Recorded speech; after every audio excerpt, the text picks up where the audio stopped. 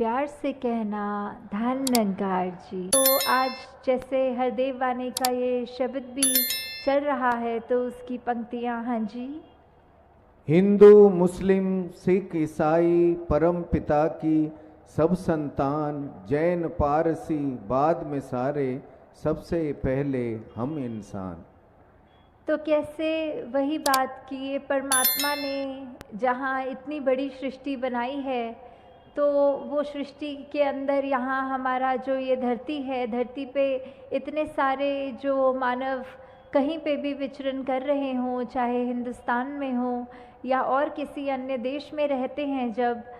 वो एक नेचुरल बात है कि उनकी भावनाएं अलग अलग होंगी, उनके मन में आस्था वो अपने प्रभु परमात्मा पे एक अलग रिलीजन की तरह रखते होंगे। तो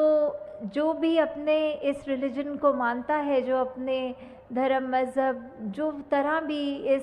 प्रभु परमात्मा अल्लाह वाहिगुरु गॉड किसी भी नाम से जिस तरह भी अपनी आस्था रख के पूछते हैं, तो वो सभी को मुबारक है कि ये अपने इस धर्म में आस्था रखनी। किस तरह ये जो इंसान है, हम असल मायने में तो इस परमात्मा से ही निकले हैं। फिर चाहे वो हम कहीं पे भी एक नाम रूप से एक अपने आप को जोड़ लेते हैं किसी भी एक आइडियोलॉजी के साथ, तो वो भी मुबारक है।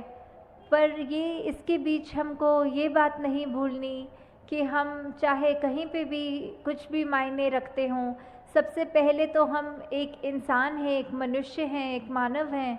तो कैसे हमें ये मानवीय गुणों को अपने अंदर रखना है, क्योंकि ये भी बात हमें पता है कि ये जो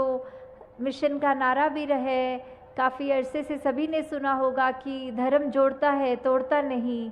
तो धर्म किसी को भी हम अगर मानते हैं, उसमें हमारी भावना ऐसी होनी चाहिए जो हर एक को, एक मनुष्य को दूसरे मनुष्य से जोड़ने वाली भावना रहे। वो भावना हमारी कि कैसे हम एक दूसरे के जीवन में उनका दुख दर्द बांट सकें, उनका साथ दे सकें, उनको किसी तरह का भी आराम दे सकें। अपने आप को हमने इस वजह से दूसरे से दूरी अपने मनों में नहीं खींचनी क्योंकि वो कहीं और आस्था रखता है और हम कहीं और अपनी आस्था रखते हैं। ये तो बात यही है कि जो धर्म है, ये जो स्पिरिचुअलिटी, आध्यात्मिकता जो ये हमारी है, तो इसने तो शुरू से ही जोड़ कर ही एक रखना है। ये इसका काम ही यही है कि कैसे मनों से दूरियों को कम करके एक दूसरे को आपस में जोड़ने की बात। ये इंस्ट्रूमेंट है, ये एक टूल है कि किस तरह हम इस बात से सबसे पहले एक मनुष्य जब बन जाएंगे तो अपने आप फिर हम जो संतों ने शुरू से कहा है, जो गुरुओं ने अपने आदेश दिए हैं, तो वो बात ही हमारे को हर एक रिलीजन में मिलती है कि कैसे वो हम फिर कैसे अनुयायी हैं कि क्या हम अपने गुरु को मान रहे हैं पर गुरु की क्या शिक्षा रही है उसको नहीं मान रहे, या फिर हम एक ऐसे अनुयायी हैं जो गुरु को भी मानते हैं और गुरु की शिक्षा को भी मानते हैं। क्योंकि इतना ज़रूरी वो गुरु को मानना नहीं जितनी उसकी शिक्षा है, क्योंकि ये शिक्षा तो हमेशा से वही रही है कि कैसे हम हर एक के अंदर एक प्यार की बात रखें, हम हर एक में अपने मन में एक करुणा रखें, दया रखें, एक अपने आप में सहनशीलता रखें, अपने दिल को विशाल कर लें।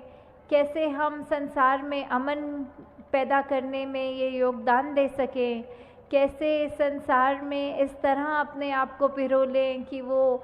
एकता के ही हम एक मार्ग पर चल रहे हों, हम यही हमारे जीवन का संदेश रहे। कैसे हम किसी में बिना भेदभाव किए, ऊंची नीची कोई भी वजह से कि वो अलग दिखते हैं, अलग खाते हैं या वो दूसरे स्थान पे जन्मे हैं, हम कहीं और हैं, हमारा पहरावा दूसरा है, हमारी जाति दूसरी है, जब ऐसे मन में हम ये भाव लाएंगे तो हमारा ही नुकसान है। हमें ये समदृष्टि की निगाह से जब तक नहीं देखना किसी को, तब तक हमारे जीवन में भी वो असर नहीं आ पाएगा, वो हम संतों की बात, गुरुओं की बात पूरी तरह नहीं मान पाएंगे जब तक ये परिवर्तन हमने अपने जीवन में नहीं किया। तो वही बात कि चाहे हम ये बिलीफ, ये फेथ, ये आस्था, ये विश्वास जिस जगह पे भी टिकाएं, बात तो वही है कि वो मूल रूप में क्या है, वो एक है,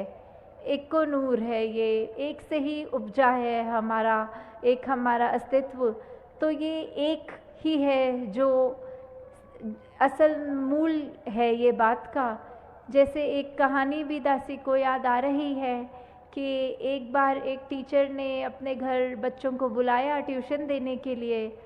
तो वहाँ कॉफ़ी पिलाने के लिए एक अलग जगह पे एक थर्मस में कॉफ़ी रख दी और ग्लास भी साइड पे रख दिए, और वो ग्लास कुछ कांच के थे, कुछ स्टील के थे, कुछ प्लास्टिक के थे,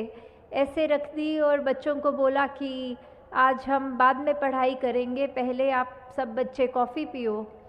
तो जब वो चाय या कॉफ़ी जो भी उस थर्मस में थी बच्चों ने भरने के लिए अपने ग्लास उठाए वहाँ और उसमें भर के पिए, तो फिर वो सब बच्चे अपनी टीचर से यही पूछने लग गए कि आज ये आपने अलग से हमको क्यों ऐसा करने को कहा, हम तो पढ़ने आए थे, आपने पढ़ाया नहीं और इस कार्य में हमको ये पीने का आदेश दिया चाय का, कॉफ़ी का। तो उस पर फिर वो टीचर कहता है कि ये बात समझो, बहुत इम्पॉर्टेंट जो है, आप सबने यहाँ अपने हिसाब से जो आपको लगा कि किसी को कांच का ग्लास खूबसूरत लगा तो उसने उस ग्लास को उठा के पिया, अगर किसी को वो स्टील का बर्तन, वो स्टील का ग्लास अच्छा लगा तो उसने उसको उठा के उसमें अपनी कॉफ़ी भर ली,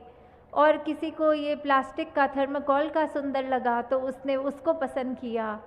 तो आप सब यहाँ इसी बात पे ही आपका ध्यान रह गया कि दूर से देख रहे हो जब आप वो सारे ग्लास को, तो ये मन किया कि ये वाला ग्लास चाहे काश मेरे हिस्से लगे, और उसी भाव में फटाफट ये आपने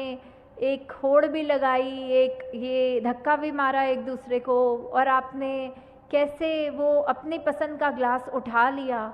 उसमें कॉफ़ी भी भर के पी ली, पर वो कॉफ़ी का तो इतना आनंद नहीं लिया जितना आपने वो ग्लास को पसंद करने में ही वो समय लगा दिया, वो अपना पूरा ध्यान लगा दिया। तो कैसे